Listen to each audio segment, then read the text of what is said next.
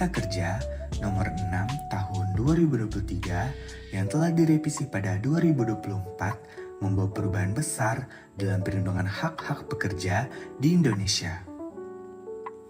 Keputusan Mahkamah Konstitusi pada akhir 2024 semakin memperkuat beberapa aspek ketenagakerjaan yang dulu dianggap merugikan pekerja.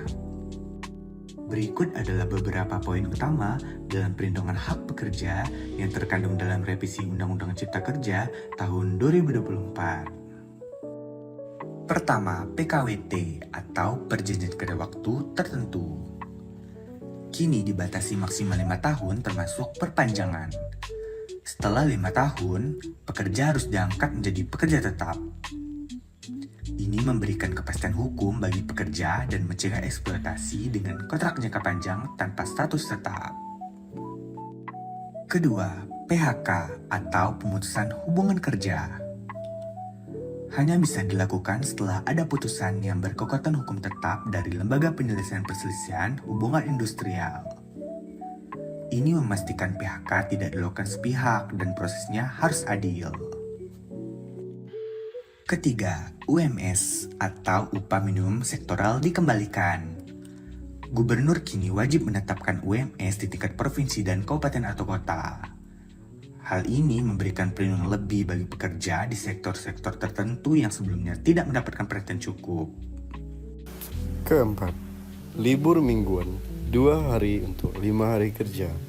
MK memutuskan bahwa pekerja berhak mendapatkan 2 hari libur untuk 5 hari kerja dalam seminggu, menggantikan aturan sebelumnya yang hanya memberikan 1 hari libur untuk 6 hari kerja.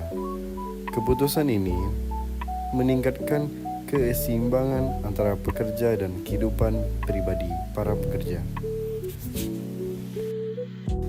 Kelima, penguatan peran serikat pekerja dalam negosiasi upah. Dewan Pengupahan yang sebelumnya dihapuskan kini dihidupkan kembali. Dewan ini berperan dalam memberikan masukan terkait kebijakan upah, memastikan bahwa penentuan upah mempertimbangkan pemasukan dari pemerintah daerah dan perwakilan pekerja. Keenam, prioritas tenaga kerja lokal dalam penggunaan tenaga kerja asing. MK memutuskan bahwa penggunaan tenaga kerja asing harus mengutamakan tenaga kerja Indonesia terlebih dahulu.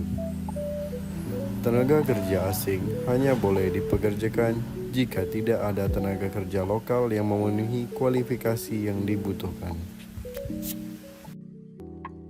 Pengaturan ulang tugas pekerjaan alih daya atau outsourcing, MK meminta pemerintah untuk mengatur jenis dan bidang pekerjaan yang dapat dilakukan melalui outsourcing. Hal ini untuk menghindari penyalahgunaan praktik outsourcing yang sering memicu konflik antara pekerja dan perusahaan. Penghargaan masa kerja dan penggantian hak. Besaran penghargaan masa kerja kini terkait dengan lama masa kerja memberikan insentif lebih besar dari karyawan yang setia bertahun-tahun dalam suatu perusahaan. Selain itu, penggantian hak mencakup cuti tahunan yang belum diambil dan biaya atau ongkos pulang untuk pekerja atau buruh dan keluarganya ke tempat pekerja diterima bekerja. Dengan adanya revisi ini, diharapkan perlindungan hak-hak pekerja di Indonesia menjadi lebih kuat dan adil. Namun, implementasi yang konsisten dan pengawasan yang efektif tetap diperlukan untuk memastikan bahwa perubahan ini memberikan manfaat nyata bagi para pekerja lainnya. Dan berikut penjelasan lengkap mengenai perlindungan tenaga kerja di Indonesia, mencakup konsep, jenis perlindungan, dasar hukum, implementasi, serta tantangan dan solusinya. Yang pertama, pengertian perlindungan tenaga kerja. Perlindungan tenaga kerja adalah segala bentuk upaya yang dilakukan oleh negara, pengusaha, maupun masyarakat untuk menjamin pemenuhan hak-hak dasar pekerja atau buruh serta perlindungan atas kesejahteraan fisik, mental, dan sosialnya. Tujuan utama dari perlindungan tenaga kerja adalah: pertama, menciptakan hubungan kerja yang harmonis, adil, dan martabat. Kedua, menjamin kesejahteraan pekerja. Ketiga, mendorong produktivitas kerja. Keempat, menghindari eksploitasi dan diskriminasi.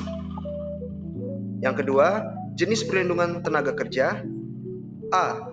Perlindungan ekonomis, yang melindungi tenaga kerja dalam hal kesejahteraan finansial, termasuk upah yang adil dan layak, termasuk juga upah minimum, tunjangan tetap dan tidak tetap, uang pesangon saat pemutusan hubungan kerja atau yang kita kenal dengan PHK, upah lembur dan hak THR, struktur dan skala upah yang sesuai jabatan, masa kerja, dan produktivitas.